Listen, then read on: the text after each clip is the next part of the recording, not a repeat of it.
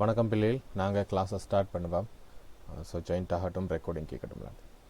Okay, இன்றைக்கி நாங்கள் பார்க்க போகிறது பார்த்திங்கன்னா செய்யுள் பகுதியை பார்க்க போகிறோம். செய்யுளுடைய 3வது செய்யுளை தான் இன்றைக்கி நாங்கள் பார்க்குறதுக்கு இருக்கிறோம். இதில் 226வது வந்திருக்கணும்.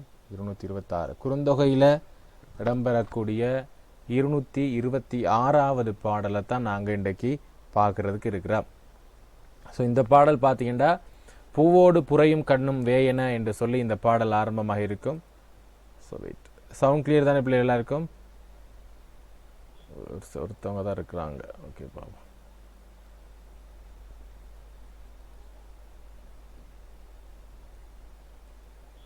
ஓகே. அப்போ பூவோடு புறையும் கண்ணும் என்று சொல்லக்கூடிய இந்த பாடல் நெய்தல் நிலத்தில் இடம்பெற்றிருக்கக்கூடிய சம்பவ விவரிப்பாக இங்கு இடம்பெற்றிருக்குது. சங்க செய்யுளின் 3வது பாடலாக தரம் 12க்கான பாடல். ஸோ இந்த பாடலை எழுதுகிறார் சேந்தம் பூதனார் என்று சொல்லி ஒருத்தர் எழுதுகிறாரு. பூதஞ்சேந்தனார் என்று சொல்கிறது அது ஈழத்தை சார்ந்தவர் என்று சொல்கிறாங்க. ஈழத்து பூதந்தேவனார், அது பூதம் சேந்தனார் என்று சொல்கிறாங்க. ரெண்டையும் மாற்றி இப்போ சேந்தம் பூதனார் என்று சொல்கிறது இங்கே சொல்கிறாங்க. இதில் மதுரையில் இருக்கக்கூடியது சேந்தம் பூதனார் என்றும், பூதஞ்சேந்தனார் என்று சொல்லக்கூடிய ஒருத்தர் ஈழத்தை சேர்ந்தவர் என்று ஈழத்து பூதஞ்சேந்தனார் என்று சொல்லி அழைப்பாங்க. இவர் இந்த குறுந்தொகை பாடலில் 225வது பாடல் பாடியிருக்கிறாரு. இவரை பற்றியான செய்திகளை நாங்கள் 90வது பாடல்களில் இவரை பற்றி இந்த சேந்தம்பூதனார் சம்பந்தமான தகவல்கள் சொல்லப்பட்டிருக்கு. இங்கு இடம்பெற்றிருக்கிறது எங்களுக்கு தெரியும் நெய்தல் நிலம் என்று சொல்லக்கூடியது. கடலும் கடல் சார்ந்த நிலத்தை சொல்றாங்க. ஸோ இங்கு தலைவன் என்ன செஞ்சிருவார் என்று சொன்னா தலைவியை விட்டு பிரிஞ்சு போவார். காரணம் கடல் வாணிபமா இருக்கலாம், அல்லது மீன் பொடியா இருக்கலாம், உப்பு தொழிலாக இருக்கலாம். ஏன்னா ஏதோ ஒரு காரணத்துக்காக தலைவன் தலைவியை விட்டு பிரிஞ்சு போயிருப்பான். அப்படி பிரிந்து போனதன் காரணமாக தலைவியினுடைய வருத்தம், ஆற்றாமை, இரங்கலாக இருக்கும். ஆகவே இங்கு இருக்கக்கூடிய ஒழுக்கம் இரங்கல் என்று எங்களுக்கு தெரியும். ஆகவே தலைவி தலைவனுக்காக கடவுளிடமும் தெய்வங்களிடமும் தேவர்களிடமும் என்ன செஞ்சு கொண்டிருப்பா? இறங்குவாள். எனக்கு என்னுடைய தலைவன் எனக்கு வேணும் என்று சொல்லி இறங்கி காத்து கொண்டிருப்பாள். காரணம் என்னென்றா மாலை பொழுது நில ஒளி, அலைகளினுடைய ஓசை, இதெல்லாம் அவளுக்கு வருத்தத்தை கொடுக்கக்கூடியதாக இருக்கும், காதல் நோவை கொடுக்கக்கூடியதாக இருக்கும். ஆகவே தலைவி தோழியிடமோ அல்லது தோழி தலைவியிடமோ கூறக்கூடிய கூற்றுக்களாக பெரும்பாலும் இங்கு இடம்பெற்றிருக்கும். தலைவன் நெடுநாட்களாகிவிட்டது, இன்னும் கடற்கரைக்கு போனவன் வரவில்லை, வீடு திரும்பவில்லை. ஆகவே தலைவனுக்கு என்ன ஆயிற்றோ தெரியவில்லை. காற்று மழையும் அதிகமாக இருப்பதனால் தலைவன் ஏதும் இறந்து விட்டானோ, என்னை விட்டு பிரிந்து விட்டானோ என்று சொல்லி எல்லாம் வருத்தப்படும் முகமாக இங்கே இருக்கும். தலைவன் நான் உன்னை வந்து திருமணம் முடித்துக் கொள்கிறேன் என்று சொல்லி போனவன் இன்னும் வரல. அதன் காரணமாக நடந்த சம்பவங்களை விவரிக்கிறதாக இருக்கிறது. கூற்று பார்ப்போம். வரை விடை ஆற்றால் என கவன்ற தோழிக்கு கிளத்தி உரைத்தது. கிளத்தி என்றால் தலைவி என்று பொருள். வரைவு என்றால் திருமணம் முடிப்பதாக நான் வருகிறேன் என்று சொன்னியவன் ஆள வரல. அப்ப மேலோட கூற்றினுடைய விளக்கத்தை பாருங்க. தலைவன் பொருள் தேடுவதற்காக சென்றிருக்கிறான். அவனுடைய பிரிவால் தலைவி வருந்துகிறாள். தலைவியின் வருத்தத்தை கண்ட தோழி அவளுக்கு ஆறுதல் கூறுகிறாள். ஓகே, நீ வந்து கவலைப்படாத, தலைவன் இன்னும் சிறிது நாட்களில் வீடு திரும்பி விடுவான். ஏதாவது இடைஞ்சூர்களாக இருக்கலாம், ஆனால் தலைவனுக்கு ஒன்றும் ஆகியிருக்காது. கட்டாயமாக அவன் என்ன செய்வான்? 2 நாட்களில் கட்டாயமாக வீடு திரும்பி விடுவான். அதனால் கவலைப்படாத என்பது மாதிரி தோழி சொல்லியிருப்பான். அதுக்கு தலைவி சொல்றா என்னண்டா, நான் தலைவனை விரும்புறதுக்கு முன்னாடி நான் நல்லா இருந்தேன். நான் எப்போ அவனை விரும்ப ஆரம்பிச்சனோ அதிலிருந்து தான் எனக்கு பிரச்சனையே ஆரம்பிச்சு.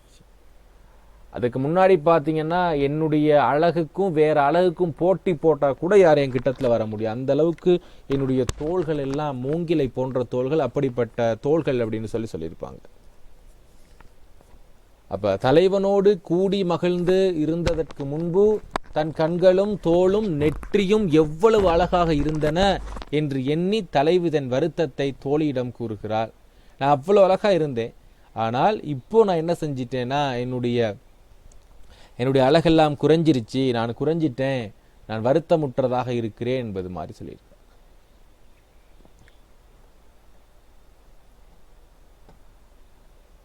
மற்ற பிள்ளை வந்துட்டீங்களா? 2 பேர் தானே. ஓகே, பாடலை நாங்கள் முதலாவது வாசிப்போம். பூவோடு பூவோடு, ஏன்னா எங்களுக்கு இதை சந்தை பிரிக்கலாம், பூவோடு என்று பிரிக்கவும் தேவையில்லாத பிரச்சனை இருக்காது இந்த முதலாளி. ஆனால் இங்கே பார்த்தீங்கன்னா புறையும் கண்ணும் என்று இருக்குது, புறையும் கண்ணும். ஆகவே இங்கு இந்த இஞ்சி வந்தால் இம்பரும் புறையும் கண்ணும்.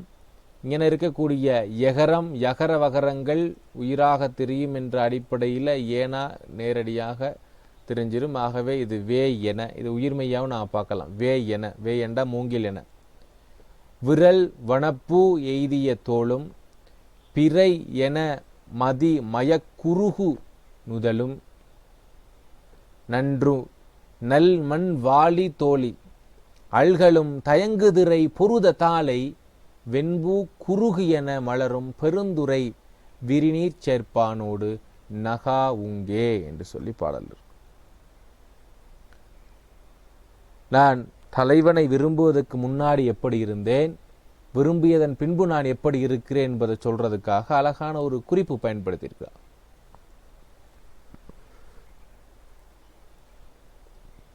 இங்க பாத்தீங்கன்னா உங்களுக்கு என்ன காட்டப்பட்டிருக்குண்டா, தாழம்பூ காட்டப்பட்டிருக்கு. தாழம்பூ எப்படி இருக்கிறதோ அது போலத்தான் இங்கு இருக்கக்கூடிய நாரையும் இருக்குது. ஆகவே இவன் இருப்பது நீர்த்துறை சார்ந்த இடத்துல இருக்கிறான். தலைவன் ஒரு பெரிய கடல் பிரதேசமோ அல்லது நீர் அதிகமாக இருக்கக்கூடிய பிரதேசத்திலேயோ அவன் இருக்கக்கூடிய ஒரு தலைவன். அப்படிப்பட்ட தலைவனுடைய செயற்பாடுகளை எடுத்து காட்டுறதுக்காக அந்த நெய்தல் நிலத்தினுடைய ஒரு சம்பவம் இங்கே காட்டப்பட்டிருக்குது. அந்த சம்பவத்தின் மூலமாக யாருடைய செயற்பாடு, தலைவியினுடைய அழகு இங்கே என்ன செய்யப்பட்டிருக்கு, குறிப்பால உணர்த்தப்பட்டிருக்குது. குறிப்பு பொருள் தாழம் மரங்கள் பூத்து குலுங்கி கொண்டிருக்கின்றன. அந்த தாழம்பூக்களை நாங்கள் வெகு தூரத்திலிருந்து பார்க்குறப்ப நாரைகள் வந்து அமர்ந்திருப்பது போல தெரிகிறது. அப்போ உங்களுக்கு தாழம்பூவை பார்க்குறப்ப உங்களுக்கு தெரியும். இது ரெண்டுக்கும் பெரும்பாலும் வித்தியாசம் இருக்காது. இந்த மரத்தில் நாரை வந்து உட்கார்ந்து இருக்க மாதிரி இருக்குமா இந்த தாழம்பூக்களை பார்க்கின்ற பொழுது. ஆகவே அப்படிப்பட்ட நீர்த்துறையை உடையவன் தான் எங்களுடைய தலைவன் என்று சொல்லியிருக்கிறாங்க.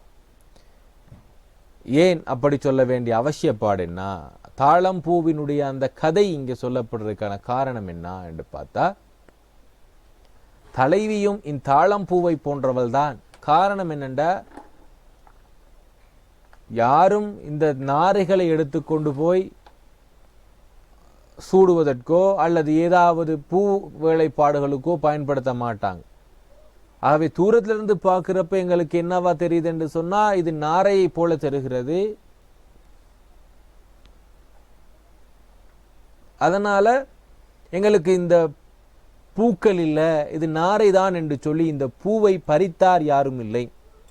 அது போலத்தான் தலைவியும் என்ன செய்கிறார்னு சொன்னா, பார்ப்பானற்று போயிருக்கிறார். தலைவனுடைய அன்பு கிடைக்காமல் இவள் எப்படி இருக்கிறா, அந்த தாழம்பூ மாதிரி இருக்கிறா, எதுக்கும் தேவைப்படாத ஒன்றாக இங்கே இருக்கிறா என்பதாக இங்கே சொல்லப்பட்டிருக்கு. நானும் இப்பொழுது அந்த நாரை மாதிரி தான், அந்த தாழம்பூ மாதிரி தான். என்னை இப்போ வெளியிலேருந்து பார்த்தா வேற மாதிரி இருக்கும், ஆனால் என்னுடைய மனசை யோசிச்சு பாருங்க, நான் அவனை நினைத்து கொண்டு தான் இருக்கிறேன் அப்படி என்று சொல்லி அவ சொல்றா தான் அந்த விடயங்கள். ஆக இப்போ நாங்கள் இந்த பாடலை கொண்டு கூட்டி பார்த்துடலாம். பாடல் எங்களுக்கு பூவோடு புறையும் கண்ணும் வேயன விரல் வனப்பி எய்திய தோளும் புறையன என்று ஆரம்பிச்சிருந்தாலும் கூட கொண்டு கூட்டுகின்ற பொழுது எங்களுக்கு அது மாறிவிடும். நாங்கள் அதுக்கு முன்னாடி இதனுடைய பாடலினுடைய பொருளை பார்த்துட்டு வந்துடும். அப்போ உங்களுக்கு அதை பார்க்குறப்ப ஈஸியாக இருக்கும்.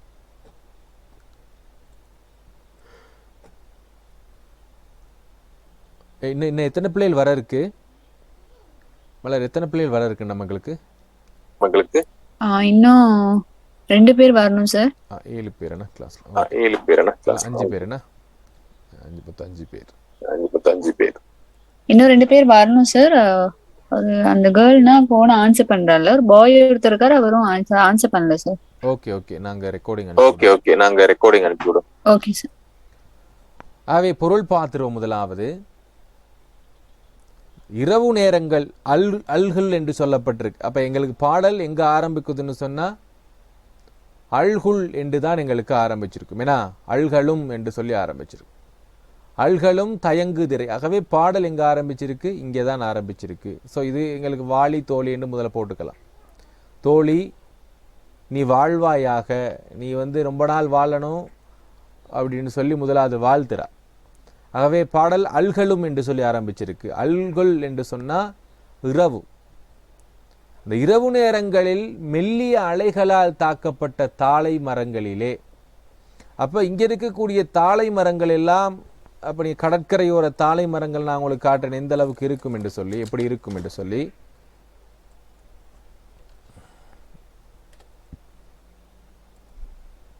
வெயிட்,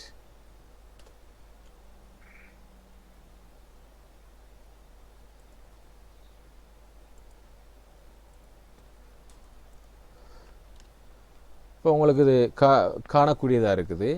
இதுதான் அந்த கடற்கரையோரத்தில் இருக்கக்கூடிய தாழை மரங்கள்.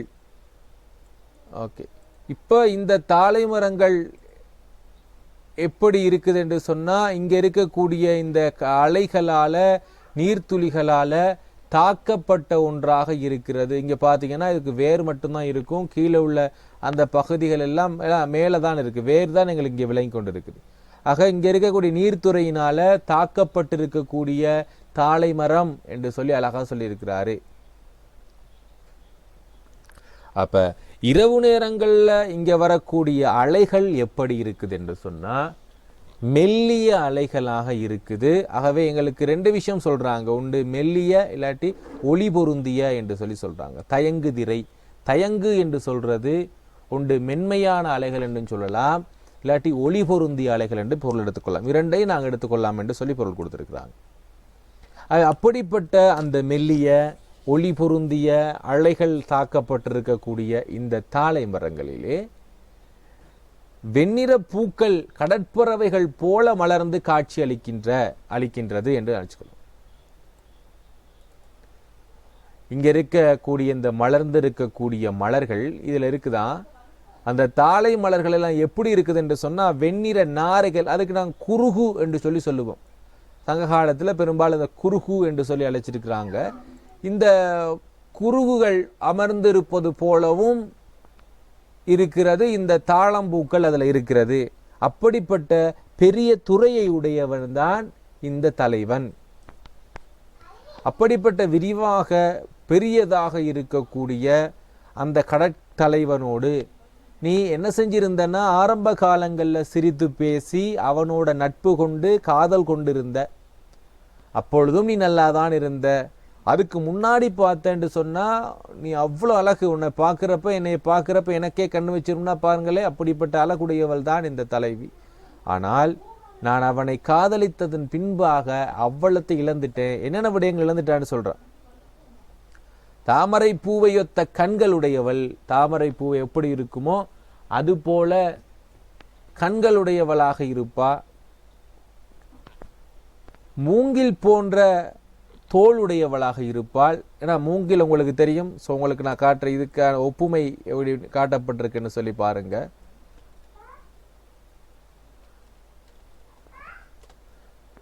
மூங்கில் இதுக்கு ஒப்பிடுறதுக்கான ஒரு காரணம் இருக்கு.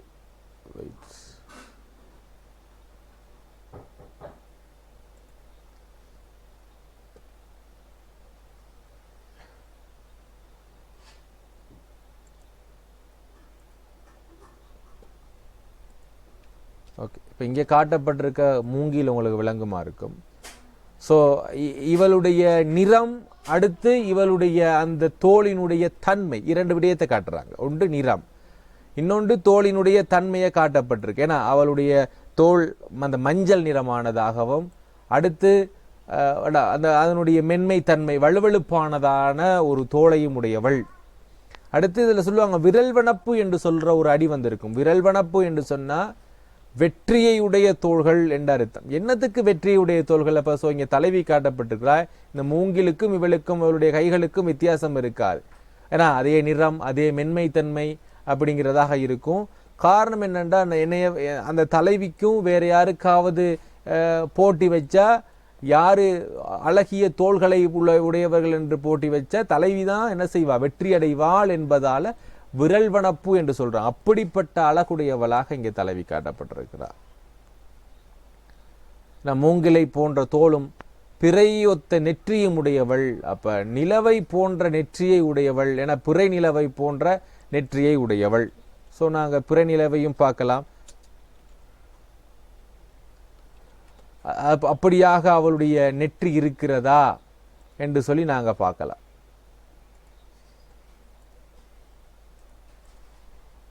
ஓகே, அப்ப இவளுடைய நெற்றிக்கும் பிறநிலவுக்கும் ஏன் இங்கு தொடர்பு கொள்ளப்படுது? ஸோ உங்களுக்கு பார்த்தா விளங்குமா இருக்கும். அவளுடைய நெற்றியும் எப்படி இருக்குது என்றால் பிறைநிலவு போல காட்சி அளிக்கிறது. பிறைநிலவு என்றால் இந்த நிலவு எப்படி இருக்குதோ அது போலதான் அவளுடைய நெற்றியும் இருக்குது. ஏன்னா இங்கே பார்த்தீங்கன்னா உங்களுக்கு தெரியுதா இருக்கும், அவளுடைய நெற்றியும் எப்படி இருக்குது, பிறைநிலவு போல இருப்பதன் காரணமாகத்தான் என்ன சொல்றாரு கவிஞர், நிலவு போன்ற நெற்றியை உடையவள், பிறைநுதல் படைத்தவள் என்று சொல்லி சொல்றார். அப்படிப்பட்ட அழகு உடையவள். தாமரை பூ போன்ற கண்களுடையவள், மூங்கிலை போன்ற தோள்களுடையவள், பிறைநிலவு போன்ற அழகிய நெற்றியை உடையவள் என்று சொல்லி சொல்லப்பட்டிருக்கு. அப்படிப்பட்ட அழகு நிறைந்தவள் தான் நான். எப்போ அப்படிப்பட்ட அழகு படைத்தவளாக இருந்தேன் என்றால் நான் தலைவனை காணுவதற்கு முன்பாக அப்படி இருந்தேன். ஆனால் இன்று அந்த நிலை என்ன செஞ்சிருச்சு, எங்களுக்கு இல்லாமல் போய்விட்டது என்று சொல்லி சொல்றார். ஆக நாங்கள் மருகா ஃபெஸ்ட்லேருந்து எங்களுடைய பாடலுடைய பொருளை நாங்கள் தெளிவாக பாட்டு வருவோம். ஸோ பாடல் இங்கே ஆரம்பிச்சிருக்கும். தோழி நீ வாழ்வாயாக. அல்களும் என்றா, இந்த அல்களும் என்பது இரவு தோறும் என்ற அர்த்தம். உங்களுக்கு இந்த டியூட் நான் அனுப்பி விடுறேன் பிள்ளைகள், கொஞ்சம் கொஞ்சமாக தான் டியூட் செய்கிறேன். ஏனென்றால் எங்களுக்கு இந்த ஓலெவல் செமினார் கொஞ்சம் எனக்கு போய்கிட்டு இருக்கிறதுனால உங்களுக்கு நேரத்துக்கு டியூட்டை எனக்கு அனுப்பிக்க முடியல. ஸோ நான் ஒவ்வொரு நாளும் தான் அந்த ஒரு பாட்டை டியூட்டை வந்து ரெடி பண்ணி கொண்டிருக்கிறேன். ஏன்னா நீங்கள் ஃபர்ஸ்ட் பெட்ச் அப்படிங்கிறதுனால. ஸோ அதனால் உங்களுக்கு இந்த டியூட் கிடைக்கும், இன்னொரு 1 வீக்கில் கிடைக்கும். எனக்கு இந்த கிழமை ஃபுல்லாக பிஸி. அடுத்த வீக் உங்களுக்கு ரெகுலராக நான் அதுக்கு முன்னாடியே டியூட்டை நான் போடுறதுக்கு கொஞ்சம் ட்ரை பண்ணுறேன். இந்த வீக் மட்டும் கொஞ்சம் பொறுத்துக்கொள்ளுங்க, நாங்கள் அடுத்த டியூட் போட்டுக்கொள்வோம். அடுத்து விடையை பார்ப்போம். ஸோ இரவுதோறும் என்ற அர்த்தம். அல்களும் இரவுதோறும். தயங்கு திரை என்று சொல்லியிருக்கிறாங்க. இந்த தயங்கு திரை தான் எங்களுக்கு என்ன பொருள் என்றால், ஒன்று ஒளி பொருந்திய விளங்கக்கூடிய அழகிய அலை என்றும் அல்லது மென்மை தன்மையுடைய அலை என்றும் சொல்லப்பட்டிருக்கு. தயங்கு திரை பொருத என்று சொன்ன இந்த அழகிய மெல்லிய அலைகளால மோதப்பட்டிருக்கக்கூடிய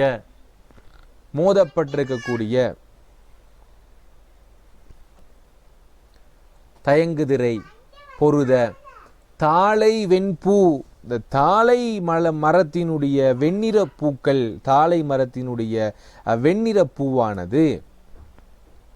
பூவானது குறுகு என மலரும். குறுகு என்றால் இந்த நாரை என்ற அர்த்தம். கொக்கு இல்லை, நாரை கேள்விப்பட்டிருப்பீங்க. நீர்வாழ் உயிரினம் நாரை. இந்த அழகிய தாளை மரத்தினுடைய வெண்ணிற பூவானது நாரையை போல மலர்தலை செய்தற்கு இடமாகிய, அப்படிப்பட்ட இடமாக இருக்கக்கூடிய பெரிய துறை, பெருந்துறை விரிநீர் என்று சொல்லுவாங்கன்னா, பெருந்துறை விரிநீர் சேர்ப்பானோடு. சேர்ப்பான் என்று சொல்றது அந்த நெய்தல் நில தலைவனுடைய பெயராகவோ அல்லது சேர்ப்பான் என்று அழைக்கப்படுறதுனால அங்கே சேர்ப்பான் என்று வந்திருக்கிறது. அப்படிப்பட்ட அந்த நெய்தல் நில தலைவனோடு எப்படிப்பட்ட நீர் என்று சொன்னா விரிநீர் என்று சொல்றாங்க. விரிந்திருக்கக்கூடிய பெரிய அளவான பெரிய நீர்த்துறை, அப்படிப்பட்ட நீர்த்துறையை உடையவன் என்று சொல்றாங்க. அப்படிப்பட்ட நீர்த்துறையுடைய நகா ஊங்கு என்று சொன்னா அளவலாவி சிரித்து விளையாடுவதற்கு அல்லது காதல் கொள்வதற்கு முன்பு என்று நாங்கள் வச்சுக்கொள்ளலாம். அவனோடு நாங்கள் நகா என்றால் நகைத்தல் என்று, நகை அது நகை சிரிப்பு. அவனோடு அளவலாவி அங்குமிங்கும் சென்று அவனோடு சிரித்து வாழ்வதற்கு முன்பாக பூவோடு புரையும் கண்ணும். அப்போ மேலே வர போகிறோம் நாங்கள், இங்கே வரும் அடுத்து பாடல். பூவோடு புரையும் கண்ணும். புரைய என்றால் எங்களுக்கு தெரியும், அது உவமை உருபு. போல, போன்ற, புரைய, ஒப்ப, உரல, அன்ன, இதெல்லாம் உவமை உறுப்புகள். இங்கே உங்களுக்கு பயன்படுத்தப்பட்டிருக்கிறது புரைய. ஏன்னா பூவோடு புரைய என்று சொல்லி பயன்படுது. தாமரை பூ போன்ற கண்ணும் என்று சொல்ல நேரடியாக எங்களுக்கு விட கண்டுபிடிச்சு. தாமரை மலரை ஒத்த கண்களும், வேயென விரல் வனப்பு எய்திய தோளும். வேயென விரல் வனப்பு எய்திய தோளும் என்று சொல்லி ரெண்டாவது விஷயம். மூங்கில் போன்ற வெற்றியையுடைய அழகு பெற்ற தோள்கள். காரணம், அவள் யாரோடு போட்டி போட்டாலுமே கூட இங்கு தலைவிதான் வெற்றி பெறுவாள். அந்த அளவுக்கு அழகிய தோள்களை உடையவள் தான் இந்த தோழி, இந்த தலைவி. அப்படிப்பட்ட வெற்றியுடைய அழகு பெற்ற தோள்களும், மூங்கிலை போல வெற்றியுடைய அழகியை போன்ற தோள்களும், பிறை என மதி மயக்குறும் நுதலும். மூன்றாவது சொல்றாங்க, அந்த நிலவு இருக்கு இல்லையா, அது எப்படிப்பட்ட நிலவுன்னா பிறை நிலவு. அந்த பிறை நிலவுனுடைய அழகு எவ்வாறு இருக்கிறதோ அதை பார்க்கின்ற பொழுது எங்களுடைய ஆழ்மனது மயக்கம் உருகிறது. அவ்வளவு அழகு அந்த பிறைநிலவு. அந்த பிறைநிலவை பார்க்கின்ற பொழுது எங்களுக்கு எந்தளவு மயக்கம் உண்டாகின்றதோ அப்படிப்பட்ட மயக்கம் எனக்கு உண்டாகிறது உன்னுடைய நெற்றியை பார்க்கின்ற பொழுது. பிறையென மதி மயங்கு உருகும் நுதல். அப்படிப்பட்ட பிறையென்று கருதும்படி பார்க்கிறவங்களுக்கு அது இது நெற்றியா அல்லது பிறை நிலவா என்று சொல்லி எங்களுக்கு சந்தேகம் மேலும் வகையில் இருக்கக்கூடிய ஒன்றுன்னு சொல்றாங்க. அந்த அளவுக்கு இந்த இரண்டுக்கும் வித்தியாசமே இல்லை. அப்படிப்பட்ட அழகிய நெற்றியையும் நன்றி நல்ல மிக நல்லனவாக பொலிவுற்றிருந்தன. அப்படி இருந்துச்சுன்னா, இப்போ நான் உன்னை பார்ப்பதற்கு, தலைவனை பார்க்கிறதுக்கு முன்னாடி என்னுடைய கண்கள் எல்லாம் தாமரை பூ போன்ற கண்கள், தோள்கள் எல்லாமே மூங்கிலை போன்ற தோள்கள், நெற்றியை பார்த்தீங்கன்னா ஒளி பொருந்திய நிலவு போன்ற அழகிய, பிறைச்சந்திரன் போன்ற அழகிய நெற்றி அப்படியாக இருந்தன. ஆனால் மண் என்று சொல்றாங்க, அந்நிலை இப்பொழுது கலைந்து போய்விட்டன. நல்ல மண், இந்த மண் என்பது கழிந்து போய்விட்டன. இப்போ அப்படிப்பட்ட அந்த நிலை எனக்கு இல்லை.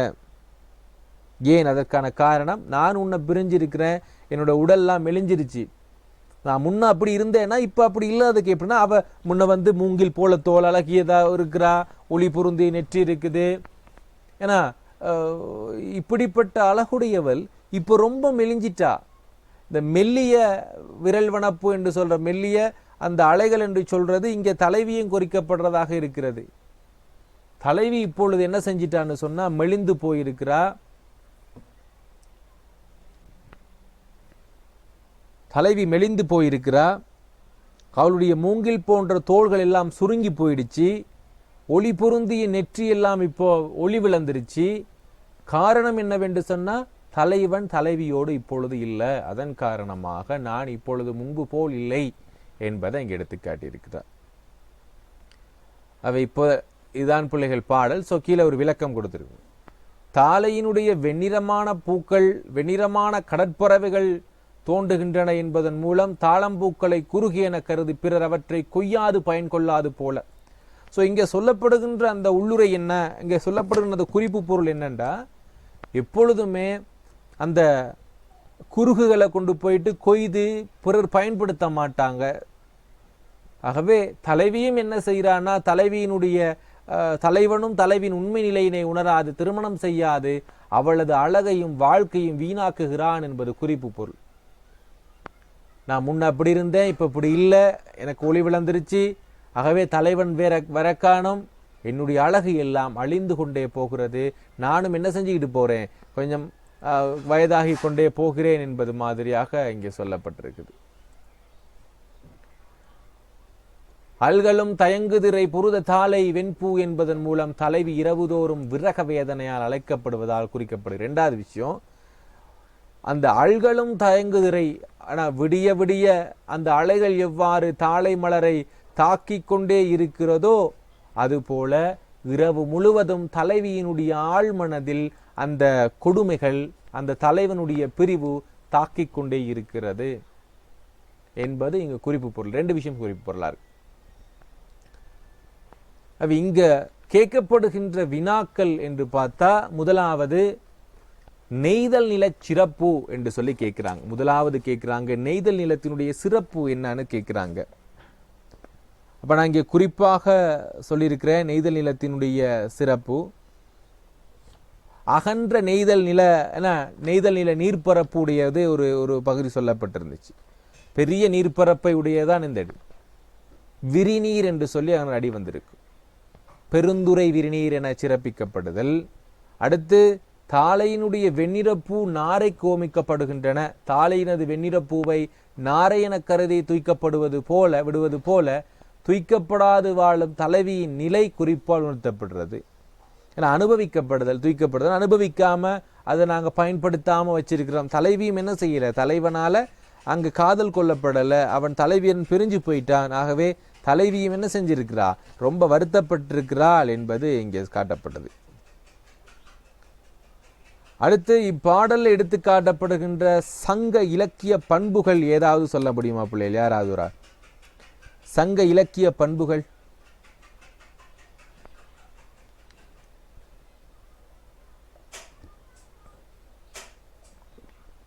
யாராவது?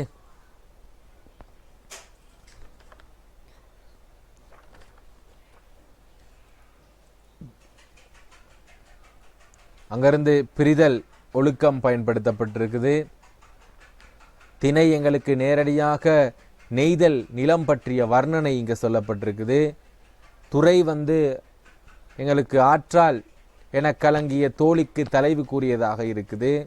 அகப்பண்பு முழுவதுமாக இங்கே காண்பிக்கப்பட்டிருக்குது. ஏன்னா காதல் ஒழுக்கம், பெயர் சுட்டா பண்பு, கூற்றாக அமைதல், இதெல்லாமே சங்ககால அகத்திணை பண்புகளாக நாங்கள் பார்க்கலாம். உவமை பயன்படுத்தப்பட்டிருக்குது, உள்ளுரை உவம் எங்களுக்கு பயன்படுத்தப்பட்டிருக்குது. இதை சொல்லலாம். அடுத்து இங்கே கேட்கப்படுகின்ற கேள்வி என்னன்னா, இப்பாடலில் தலைவியின் மனநிலை எவ்வாறு எடுத்துரைக்கப்படுகிறது? இன்னும் ஒரு 3 நிமிடம் இருக்கு, பிள்ளைகள் பார்த்துக்கிடுவோம். தலைவியினுடைய மனநிலை பார்த்தீங்கன்னு சொன்னா, தாளை மலர்ந்துள்ளது, ஆனால் அந்த பூவை குறுகு என மயங்கி ஒருவரும் என்ன செய்யல, பறித்து சூடாமையின் காரணமாக அது வீணே கழிஞ்சு போகுது. அதே மாதிரி தான் தலைவனும் தன்னை உணராமலேயே, தன்னை திருமணம் புரியாமல் எந்த ஒரு நலனையும் அனுபவிக்காது வீணே கழிந்து போகிறது என்னுடைய இளமையும் என்னுடைய யாக்கையும்.